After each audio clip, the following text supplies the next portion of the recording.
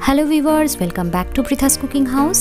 আজকের এপিসোডে আপনাদের সঙ্গে শেয়ার করব আমাদের বাঙালিদের খুব প্রিয় এবং ট্র্যাডিশনাল আরও একটা রেসিপি, ভেটকি মাছের কাঁটা বা ভেটকি মাছের কাঁটা চচ্চড়ি। আমাদের বাঙালিদের কিন্তু খুব প্রিয়।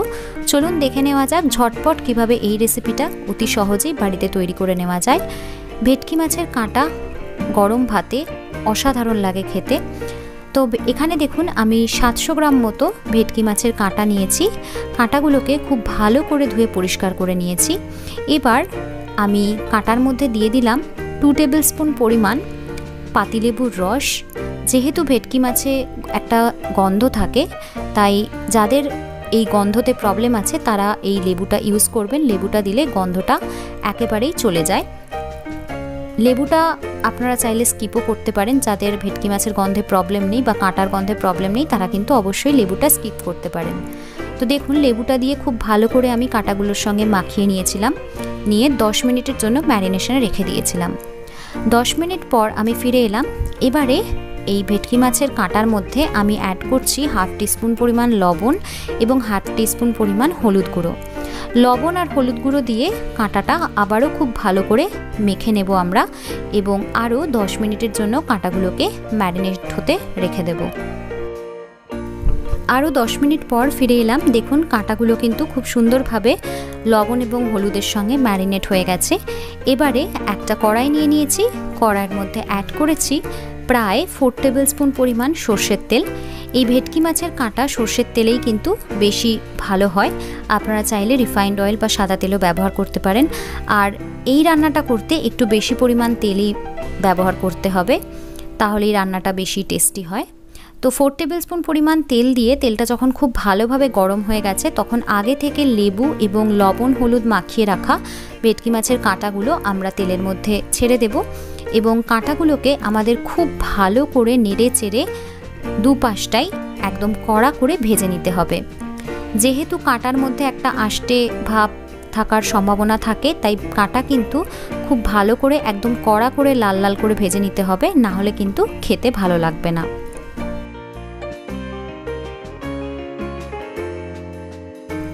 এক পাশটা ভাজা হয়ে গেলে আমরা কাঁটাগুলোকে একটু উল্টে পাল্টে দেব, যাতে অপর পাশটাও ভালো করে ভাজা হয়ে যায়।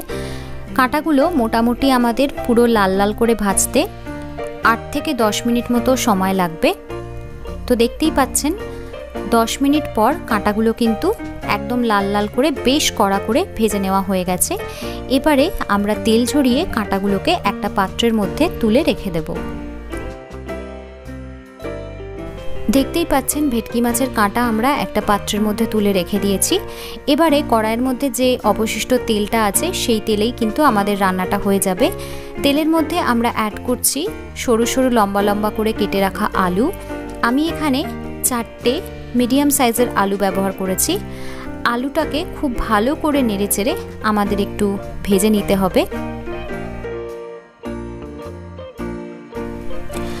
3 মিনিট ধরে আলুটা খুব ভালো করে ভেজে নেওয়ার পর দেখুন আলুর মধ্যে সুন্দর একটা কালার চেঞ্জ হয়ে গেছে। এবারে কড়াইয়ের মধ্যে আমরা অ্যাড করব 2টো মিডিয়াম সাইজের পেঁয়াজ কুচি। পেঁয়াজগুলোকে আমি স্লাইস করে বা পাতলা পাতলা করে কেটে নিয়েছি। পেঁয়াজটা অ্যাড করে খুব ভালো করে আলুর সঙ্গে নেড়েচেড়ে আমাদের নিতে হবে, এবং 3 থেকে 4 মিনিটের জন্য আলু এবং পেঁয়াজ একসাথে রান্না করতে হবে। 3 মিনিট পর আমি ফিরে এলাম। দেখুন আলু এবং পেঁয়াজ কিন্তু বেশ সুন্দরভাবে ভাজা ভাজা হয়ে গেছে। পেঁয়াজের মধ্যেও একটা সুন্দর কালার চেঞ্জ হয়েছে। এবারে আমরা কড়াইয়ের মধ্যে অ্যাড করব আদা এবং রসুন থেতো করে রাখা। আমি এখানে 10 থেকে 12 কোয়া রসুন এবং 1 ইঞ্চি একটা আদার টুকরোকে একসঙ্গে হামাল দিস্তায় খুব ভালো করে থেতো করে নিয়েছি। আপনারা চাইলে কিন্তু মিক্সিং গ্রাইন্ডিং জারের মধ্যে দিয়ে আদা বাটা এবং রসুন বাটা করে নিতে পারেন। আদা এবং রসুন থেতো করা কড়াইয়ের মধ্যে দিয়ে খুব ভালো করে নেড়েচেড়ে আবারও আলু এবং পেঁয়াজের সঙ্গে মিক্স করে নিতে হবে, এবং আদা রসুন সমেত সমস্ত কিছুকে আমাদের আরও 2 থেকে 3 মিনিটের জন্য রান্না করতে হবে।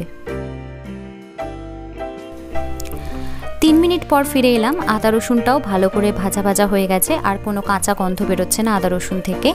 এবারে আমরা কড়াইয়ের মধ্যে অ্যাড করব জিরে গুঁড়ো। আমি এখানে দিচ্ছি 1 টিস্পুন পরিমাণ জিরে গুঁড়ো। জিরে গুঁড়োটা অ্যাড করে খুব ভালো করে নেড়েচেড়ে একবার মিক্স করে দিতে হবে। এবারে কড়াইয়ের মধ্যে অ্যাড করব কাশ্মীরি লাল লঙ্কার গুঁড়ো প্রায় 1 টেবিল স্পুন পরিমাণ। তারপরে অ্যাড করব নর্মাল লাল লঙ্কার গুঁড়ো, যাতে সুন্দর একটু ঝালঝাল হয় তার জন্য 1/2 টিস্পুন পরিমাণ। ঝালটা অবশ্যই আপনারা বুঝে আপনাদের স্বাদ অনুযায়ী দেবেন। তারপরে অ্যাড করব স্বাদ অনুসারে লবণ। এবারে সমস্ত কিছুকে খুব ভালো করে নেড়েচেড়ে একটু মিক্স করে দিতে হবে এবং মশলাগুলোকে আরও 2.5 থেকে 3 মিনিটের জন্য আমাদের একটু ভালো করে কষিয়ে নিতে হবে।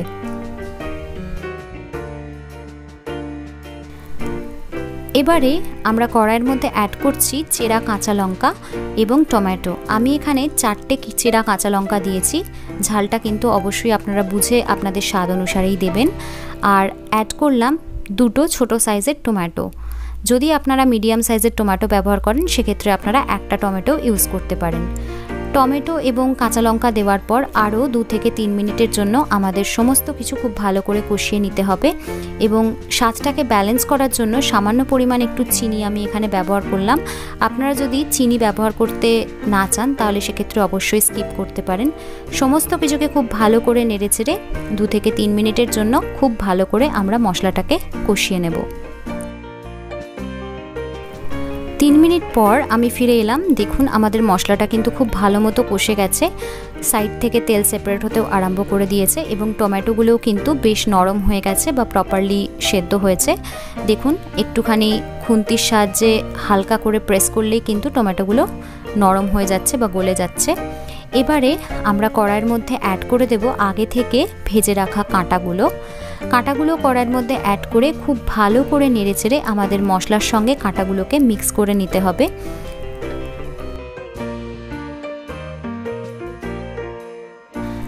খুব ভালো করে নেড়েচেড়ে কাঁটাগুলো মশলার সঙ্গে মিক্স করে দেওয়ার পর আমরা একটা ঢাকনা চাপা দিয়ে দেব এবং আরও 4 থেকে 5 মিনিটের জন্য রান্নাটা হতে দেব।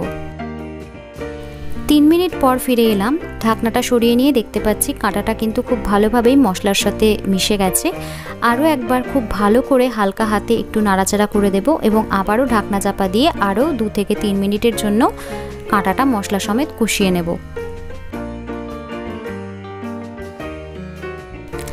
আরও 3 মিনিট পর আবারও ফিরে এলাম। দেখুন এবার কিন্তু কাঁটাটা একদম প্রপারলি মশলার সঙ্গে কষে গেছে বলা যেতে পারে। এই রান্নাতে এক্সট্রা কোনো জল ব্যবহার করার কোনোই দরকার পড়ে না। আলু থেকে এবং টমেটো থেকে যেই পরিমাণ জল বেরোয় তাতেই কিন্তু একদম এই কাঁটা চচ্চড়িটা রান্না হয়ে যায়। এবার আমরা অ্যাড করব কিছু ফ্রেশ ধনেপাতা। আমি এখানে 1 মুঠো পরিমাণ ধনেপাতা কুচি অ্যাড করছি। এই ধনেপাতা কুচিটা দিলে দারুণ সুন্দর একটা ফ্লেভার আসে কাঁটা চচ্চড়িতে। এবং তারপরে আমি অ্যাড করব সামান্য পরিমাণ একটু গরম মশলার গুঁড়ো, প্রায় 1/4 টিস্পুন মতো। এটা দিলেও খুব সুন্দর একটা ফ্লেভার আসে। এবারে আবারও হালকা হাতে নাড়াচাড়া একবার করে দেব, দিয়ে আরও 3 থেকে 4 মিনিটের জন্য কাঁটাটাকে একটু কষিয়ে নেব। এই কাঁটা চচ্চড়ি যত বেশি কষিয়ে কষিয়ে রান্না করা হবে তত কিন্তু এর স্বাদ বাড়বে। আরও 2 মিনিট কাঁটা চচ্চড়িটা ভালো করে কষিয়ে নেওয়ার পর আমাদের কাঁটা চচ্চড়ি এখন একদম রেডি টু বি সার্ভড। এবার আমরা গ্যাসটাকে অফ করে দিয়ে একটা ঢাকনা চাপা দিয়ে 2 থেকে 3 মিনিটের একটা স্ট্যান্ডিং টাইম দিয়ে দেব। 2 মিনিটের একটা স্ট্যান্ডিং টাইম দেওয়ার পর আমি কাঁটা চচ্চড়ি একটা সার্ভিং প্লেটের মধ্যে সার্ভ করে নিয়েছি। গরম গরম ভাতের সঙ্গে গরম গরম কাঁটা চচ্চড়ি সার্ভ করব। আশা করছি রেসিপিটা আপনাদের ভালো লেগেছে। রেসিপিটা কেমন লাগলো অবশ্যই বাড়িতে ট্রাই করে আমাকে নিচে কমেন্ট করে জানাতে ভুলবেন না। আর যদি ভালো লাগে রেসিপিটা তাহলে ভিডিওটাতে একটা লাইক করে দেবেন এবং ভিডিওটা সকলের সাথে শেয়ার করতে ভুলবেন না। আর আমার চ্যানেলে আজকে প্রথমবার এসে থাকলে চ্যানেলটা সাবস্ক্রাইব করে দেওয়ারও অনুরোধ রাখলাম। রেসিপিটা আমার ফেসবুক পেজ থেকে দেখে থাকলে ফেসবুক পেজটাকে ফলো করে দিতে ভুলবেন না। খুব শিগগির হাজির হব পরবর্তী এপিসোডে নতুন কোনো একটা রেসিপি নিয়ে। টিল দেন আপনারা সবাই ভালো থাকবেন, সুস্থ থাকবেন, সকলকে ভালো রাখবেন। Bye bye.